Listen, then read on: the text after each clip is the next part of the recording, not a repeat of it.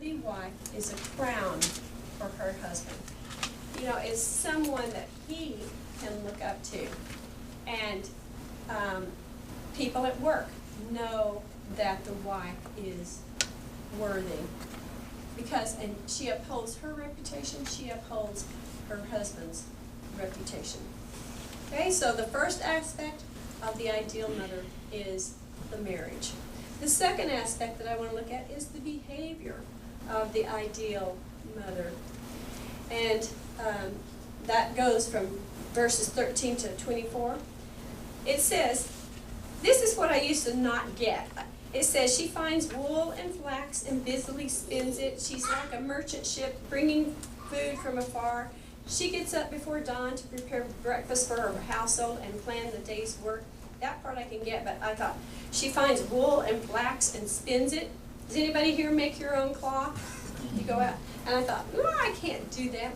But really, that's really not what these verses are all about. What it's really saying is that she's a hard worker. Whatever she does, she's working hard at.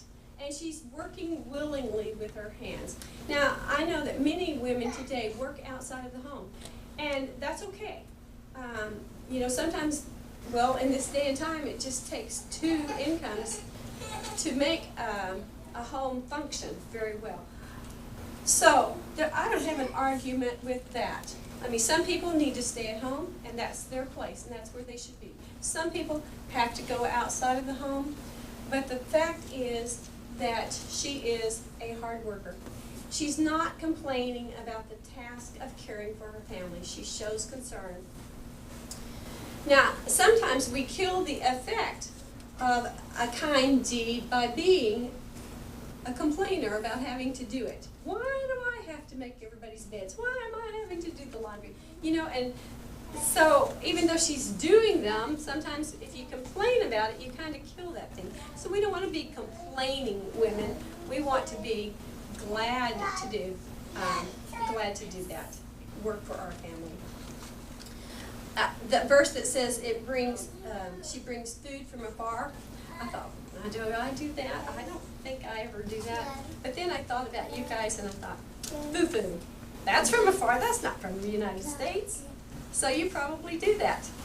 Probably a lot more than I do. So yeah, and again, that's not really that you have to do that, you know, people have to bring food from afar, but sometimes mothers go to great lengths just to get the right kind of food to please their family.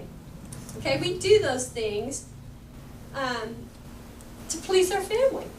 Or we're trying to do the best that we can for our family. Whatever, you know, we're not trying to overdo, but just to please our family and to do the things that they love. Because you love your family. We're concerned about our family. In verse 15, it says she gets up before dawn to prepare breakfast for her household and plan the day's work for her servant girls. I don't know that we always get up before daybreak, but usually I know that I always got up before my kids, just so that I could get breakfast before they're up and around. And usually I was up long after they went to bed, because my time of cleaning the house was after they went to bed, because that's the only time it stayed clean. We do that because we love our family again. But sometimes it means long hours, especially for young mothers and fathers. You know, we do that. Anyway, sometimes we have to work, sometimes out of our own earnings. I don't think I would ever have to buy a field, but what it's saying is we do those things that our family needs. Is that true, ladies? We do what it takes to make our families function because we love our families, okay? The ideal woman has a business mind and she works hard. She's energetic and she works with vigor. She has a healthy attitude towards work. Sometimes I know when I haven't been working, like I'm a substitute teacher now, so there's some days that I'm home. And it's really not about the job, it's really about keeping busy and doing the things that I need to do. Not sitting around. I don't sit around and watch TV, and I don't just sit around and read books and whatever, although I do that some. But it's about being concerned for our families and doing what's necessary. And sometimes I do take time for myself, because if you're exhausted and worn out, that's not beneficial to your family. Okay? But whether a woman is working in the house or has a job, her first priority needs to be the family. That's still the most important thing. Hopefully your job isn't so that you can have a nicer car or a bigger house or more stuff, but your job is just getting the necessities of life. You're helping to provide for the family. We don't need more things in life. When you have more things, they own you rather than you owning them.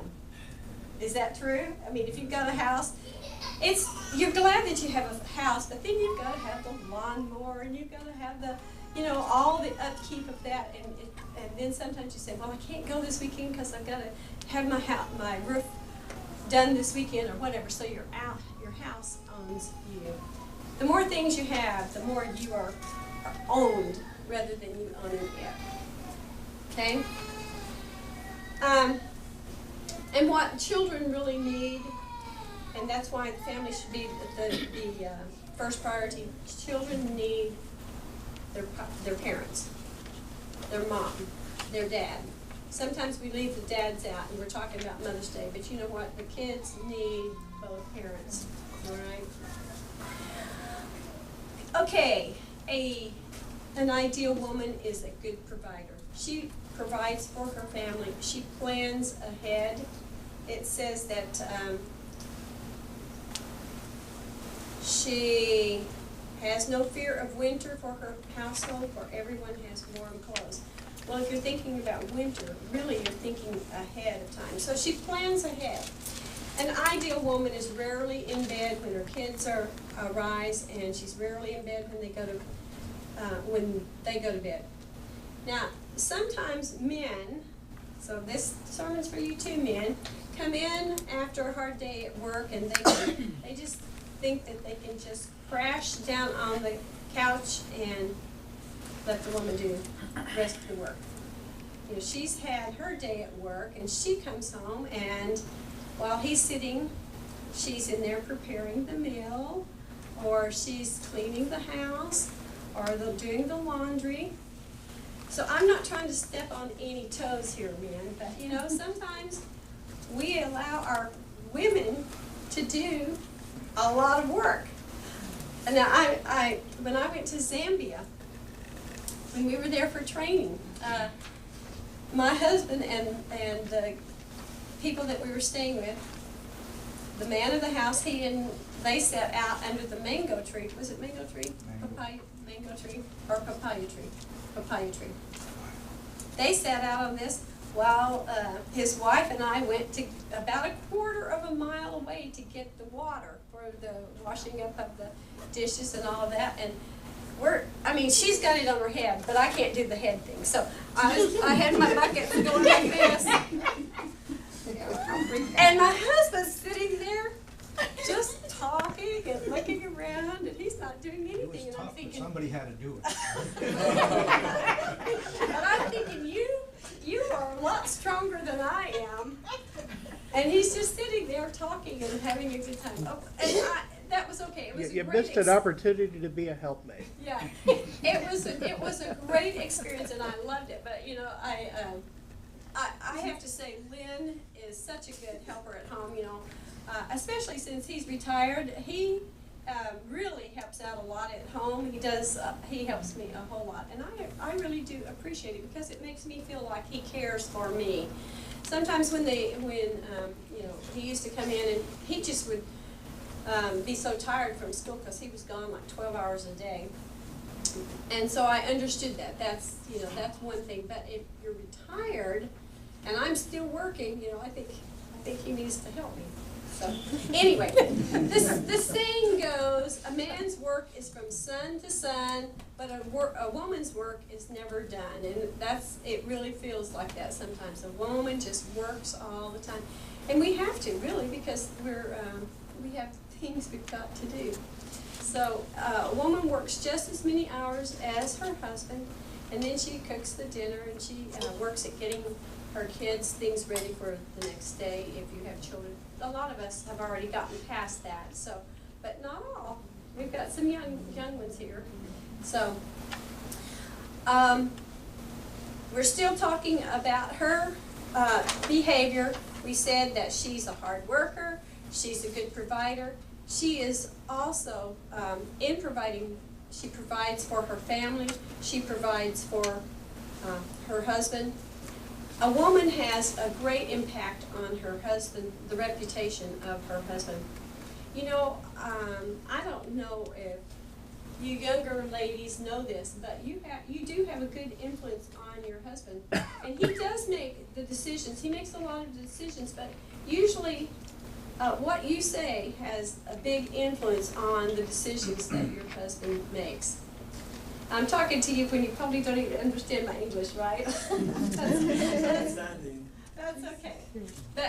But we do, our husbands hear us, and they make a lot of decisions based on the discussion that we've had back and forth. So it's always a good thing for husbands and wives to talk back and forth, to decide things together. Ultimately, it's probably his decision. He's got the final say on decisions, but it's a back and forth kind of thing with men and women. In 1 Corinthians 11:7, it says that man is the image and glory of God, but woman is the glory of man. Woman is the glory of man.